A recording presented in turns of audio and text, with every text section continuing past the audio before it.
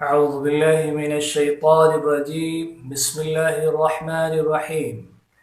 إنما الصدقات للفقراء والمساكين والعاملين عليها والمؤلفة قلوبهم وفي الرقاب والغارمين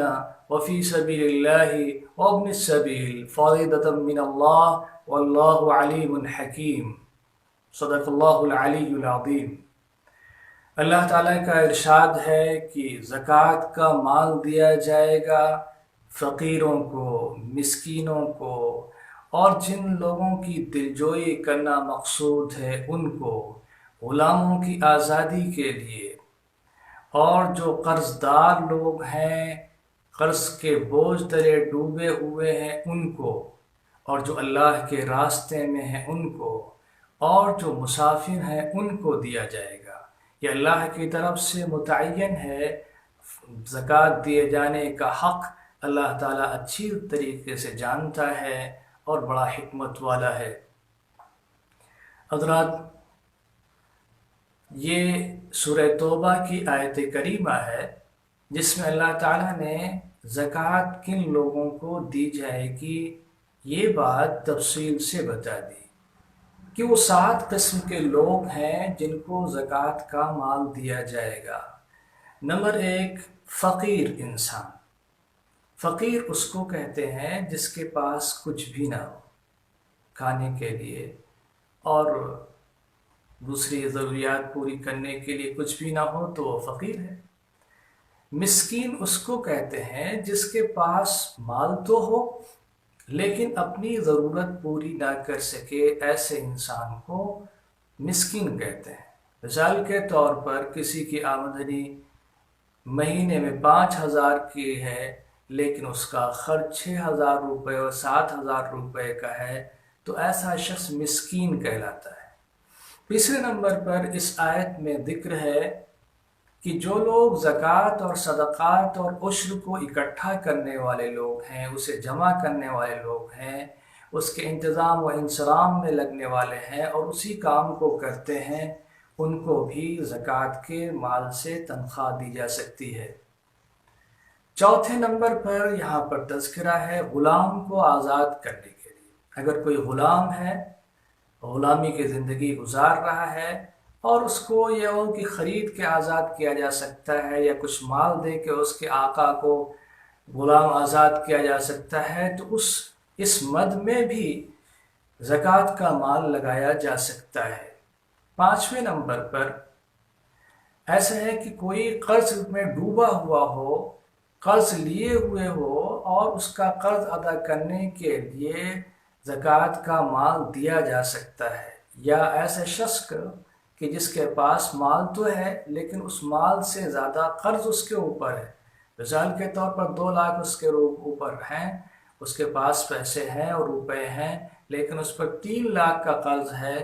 تو ایسے شخص کی مدد قرض ادا کرنے کے لیے بھی کی جا سکتی ہے اور اس کی ضروریات کو پورا کرنے کے لیے بھی زکوٰۃ کا مال دیا جا سکتا ہے۔ ایسے ہی چھٹے نمبر پر جو اللہ کے راستے میں ہے، فی سبیل اللہ کی اصطلاح عام طور سے جہاد کے لیے استعمال کی جاتی ہے کہ جو لوگ اللہ کے راستے میں لڑ رہے ہیں، جہاد کر رہے ہیں، باطل سے برسر پیکار ہیں، ایسے لوگوں کی مدد اس زکوٰۃ کے مال سے کی جا سکتی ہے۔ لیکن بہت سے علماء نے فی سبیل اللہ میں علماء اور ایسے لوگ جو دین کی سربلندی کے لیے، وہ چاہے مصنف ہوں، مقرر ہوں یا کسی قسم کا کام، چاہے زبانی جہاد کر رہے ہوں یا قلم سے جہاد کر رہے ہوں یا کسی بھی حیثیت سے وہ دین کی سربلندی کے لیے کام کر رہے ہوں، تو اس میں بعض علماء نے اس مد میں علماء کو اور دینی اور علمی کام کرنے والوں کو شامل کیا ہے۔ اور آخر میں مسافر کی مدد کی جا سکتی ہے زکوٰۃ کے مال سے۔ ایسا مسافر جو راستے میں ہو، اس کا مال ختم ہو گیا ہو، حالانکہ وہ چاہے اپنے گھر میں مالدار ہی کیوں نہ ہو لیکن سفر میں اس کا سامان سفر ختم ہو گیا ہو، زیادہ سفر ختم ہو گیا ہو اور وہ راستے میں اٹک گیا ہو اور ضرورت مند ہو تو اس کو زکوٰۃ کا مال دیا جا سکتا ہے۔ یہ 7 قسم کی وہ چیزیں ہیں جس کو تفصیل سے، اور مدیں ہیں جس کو تفصیل سے اللہ تبارک و تعالیٰ نے قرآن کریم میں زکوٰۃ ایسے لوگوں کو دی جا سکتی ہے بتا دیا ہے تفصیل کے ساتھ۔ ہمیں اور آپ کو چاہیے کہ ان مدوں میں زکوٰۃ کو خرچ کیا کریں۔ خاص طور سے آج کل وہ ابن السبیل یعنی راستے کا بیٹا جس کو مسافر کہا جاتا ہے، آج بہت سے لوگ لاک ڈاؤن میں پھنسے ہوئے ہیں، راستے میں اٹکے ہوئے ہیں، حالانکہ وہ اپنے گھر پر مالدار ہیں لیکن ان کے پاس سواری نہیں ہے، پیدل چل رہے ہیں، کھانے کی ضرورت ہے، پانی کی ضرورت ہے اور دوسری چیزوں کے علاج کی ضرورت ہے۔ ایسے لوگوں کی مدد زکوٰۃ کے مال سے بھی کی جا سکتی ہے۔ لہٰذا زکوٰۃ نکالنا ایک عبادت ہے اور اس کو صحیح جگہ پر صرف کرنا ایک دوسری عبادت ہے کہ کس جگہ پر اس کو صرف کیا جائے۔ بہت سے لوگ ایسے ہیں جو زکوٰۃ کو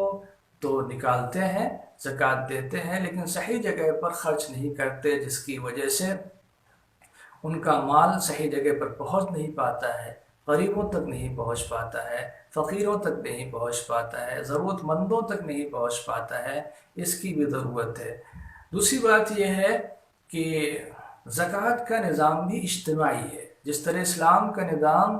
نماز کا اجتماعی ہے، روزے کا اجتماعی ہے، سارے لوگ اکٹھا ہو کر روزہ رکھتے ہیں، حج تمام دنیا کے لوگ اکٹھا ہو کر کرتے ہیں، اسی طریقے سے زکوٰۃ کا نظام بھی اجتماعی ہے، یعنی لوگوں کی زکوٰۃ ایک جگہ جمع کی جائے اور پھر وہاں سے اس کو تقسیم کیا جائے۔ عام طور سے ہندوستان اور بر صغیر میں یہ دیکھا جاتا ہے کہ لوگ انفرادی زکوٰۃ ادا کرتے ہیں، کوئی سسٹم نہیں ہے کہ اکٹھا کر کے، اس لیے اس زکوٰۃ میں اس کا فائدہ بھی زیادہ نظر نہیں آتا۔ تنہا لوگ زکوٰۃ دے دیتے ہیں اور کسی کو دے دیا، کسی کو نہیں دیا، کہیں پہنچی کہیں نہیں پہنچی۔ اس لحاظ سے اس کا ایک اجتماعی نظام ہونا چاہیے، چاہے مسجد کی کمیٹی کرے، چاہے ضلعی کمیٹی کرے، چاہے صوبائی کمیٹی کرے، کوئی بھی ہو، کوئی نظام ہونا چاہیے جس میں بہت سے لوگوں کی زکوٰۃ اکٹھا کر کے پھر ضرورت مندوں کی تعین ایک جماعت کرے، ایک کمیٹی کرے، پھر اس کو وہاں تک پہنچایا جائے۔ اگر یہ کام ہوتا ہے تو بہت بڑا کام ہو سکتا ہے اور بہت زیادہ لوگوں کی مدد ہو سکتی ہے۔ اس میں تعین بھی کی جا سکتی ہے کہ کن لوگوں کو زکوٰۃ دی جا سکتی ہے، کون اس کے مستحق ہیں، کون نہیں مستحق ہیں۔ یہ کام کرنے کا ہے۔ خاص طور سے ایسا زمانہ جس میں تمام کاروبار ٹھپ ہوتے جا رہے ہیں، لوگ بے روزگار ہوتے جا رہے ہیں، ان کے کاروبار میں مندی آئی ہوئی ہے، ایسے وقت میں زکوٰۃ کا اجتماعی نظام جو ہم پر فرض ہے وہ کرنا چاہیے۔ خود حضرت ابوبکر صدیق رضی اللہ عنہ نے جن مقاصد کے لیے جنگ کی تھی زکوٰۃ نہ دینے والوں سے، اس میں ایک مقصد یہ بھی تھا کہ وہ مرکز کو اور جو اجتماعی نظام زکوٰۃ کا تھا اس میں خلل ڈال رہے تھے، اس لیے انہوں نے جہاد کی۔ لیکن اسلامی تعلیمات سے دور ہونے کی وجہ سے ہم لوگ اس کی فکر نہیں کر پا رہے ہیں۔ ہمیں اور آپ کو چاہیے کہ زکوٰۃ کو صحیح طور پر ادا کریں، صحیح جگہ پہنچانے کی کوشش کریں اور اس میں مدد کریں۔ مال بھی اللہ کی ایک بڑی نعمت ہے اور اس سے بہت سے لوگوں کی غربت دور ہو سکتی ہے۔ اللہ کے رسول صلی اللہ علیہ وسلم نے زکوٰۃ کے متعلق یہ بات ارشاد فرمائی، تُؤْخَذُ مِنْ أَغْنِيَائِهِمْ وَتُرَدُّ عَلَىٰ فُقَرَائِهِمْ، کہ زکوٰۃ کا مال مالداروں سے لیا جاتا ہے اور غریبوں پر خرچ اور صرف کیا جاتا ہے۔ جب تک یہ مقصد نہیں پایا جائے گا، زکوٰۃ کا جو مقصد ہے وہ حل نہیں ہو سکتا۔ اس میں زکوٰۃ نکالنے والوں کی بھی ذمہ داری ہے، علماء کی بھی ذمہ داری ہے اور تمام لوگ اس میں مدد کی کوشش کریں اور انشاءاللہ